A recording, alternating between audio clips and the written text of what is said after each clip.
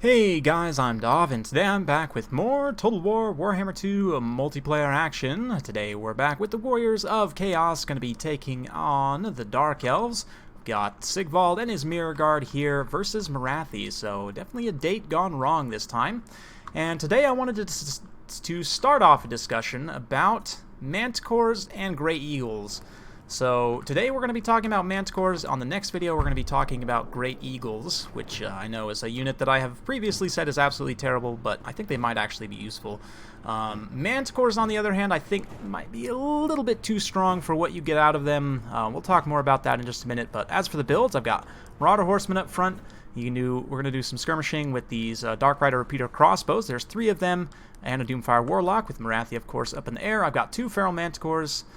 Unit of Chaos Knights with Lances. Frontline is a mix of Chaos Warriors and Marauders with, of course, the Mirror Guard and Sigvald. Metal Sorcerer, Plague of Rust, Transmutation of Lead, and Searing Doom. As for the Dark Elves, we've got an infantry mix of Hargoneth Executioners and Dread Spears with a couple of Cold One Knights as well. So right off the bat, you can see the Doomfire Warlock's going to charge in here.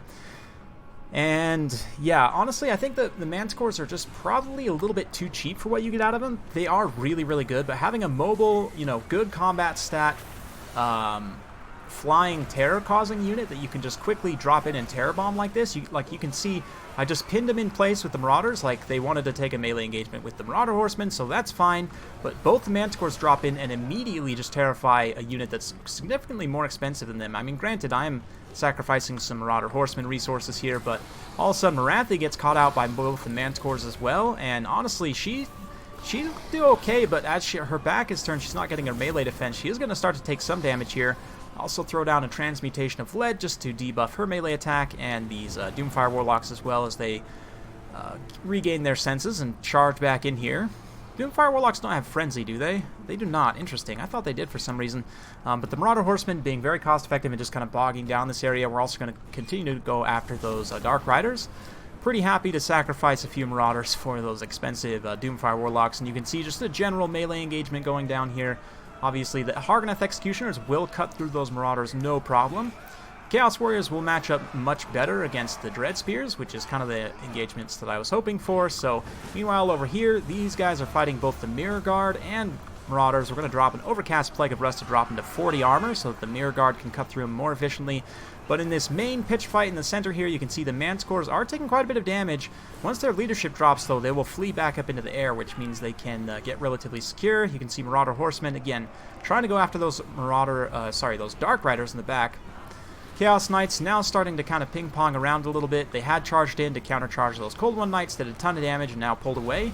And all of a sudden, Morathi gets caught out by Sigvald directly. And he is going to do a ton of damage to her. Sigvald is an excellent duelist, especially against low armor characters like Morathi.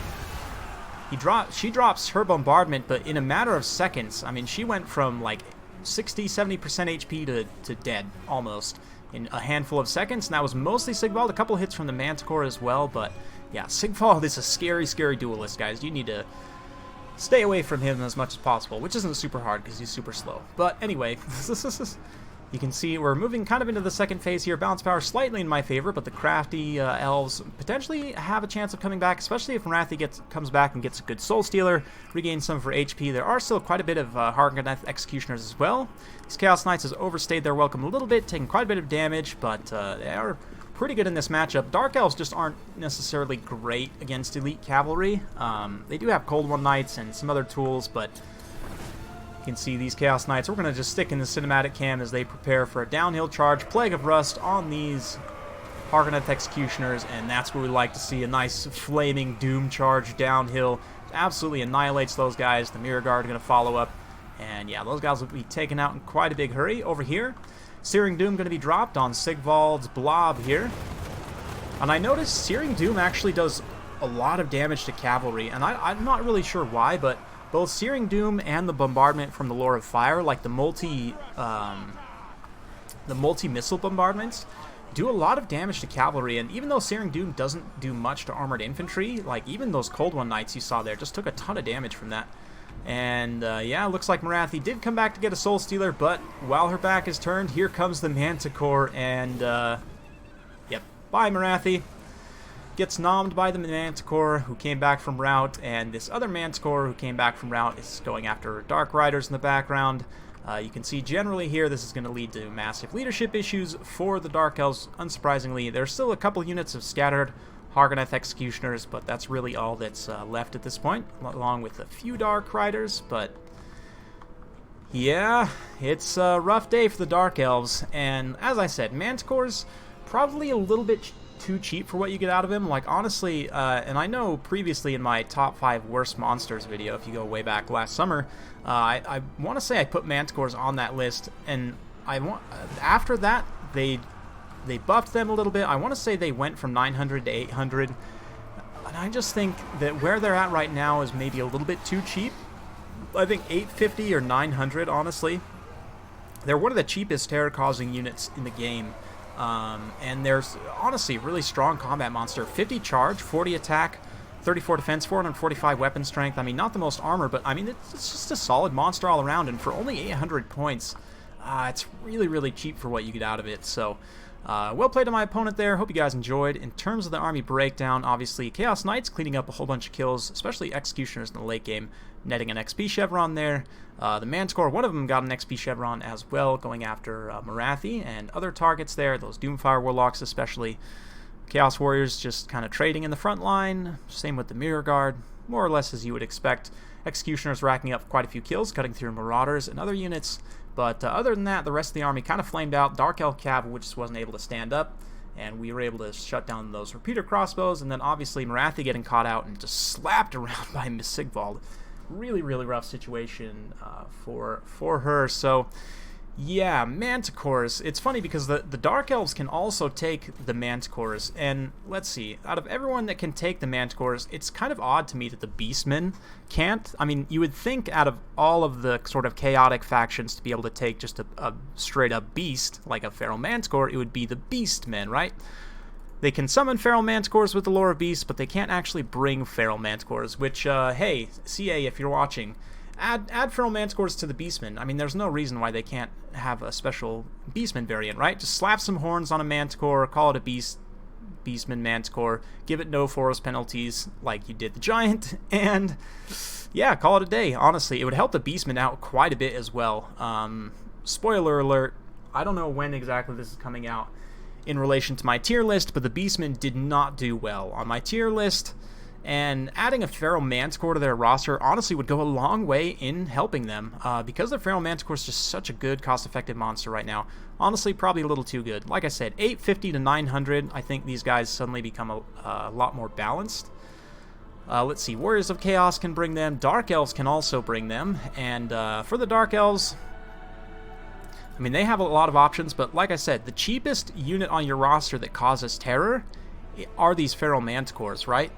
I mean, Sisters of Singing Doom at 1050, anything else is going to be significantly more expensive. So, yeah, I mean, at 800 points, it's just such a cheap unit for causing terror. Let's see, who else? Norsky, I believe, is the other one, right? They're the other sort of chaotic faction, right?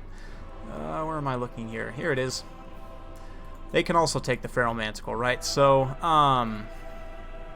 yeah, the Feral Manticore needs to be added to the Beastmen, but honestly, it should probably go up to 850 or 900.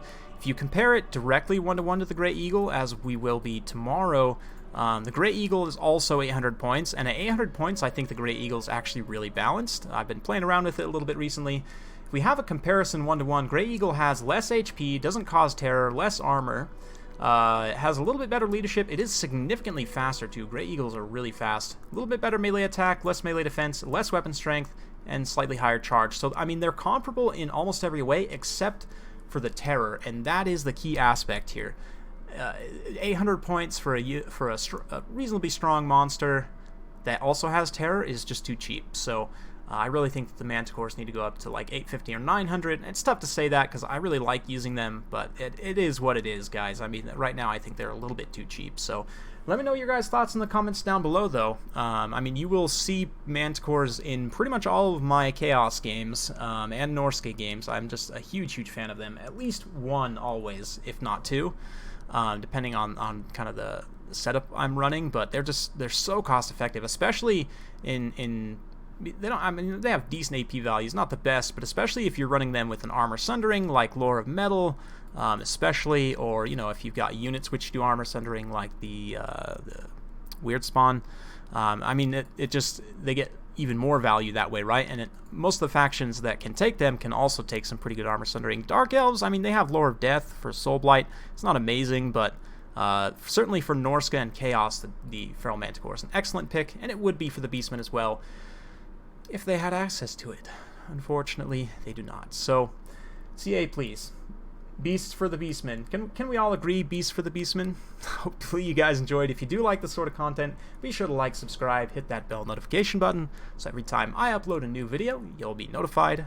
Thanks again for watching, and we'll see you next time.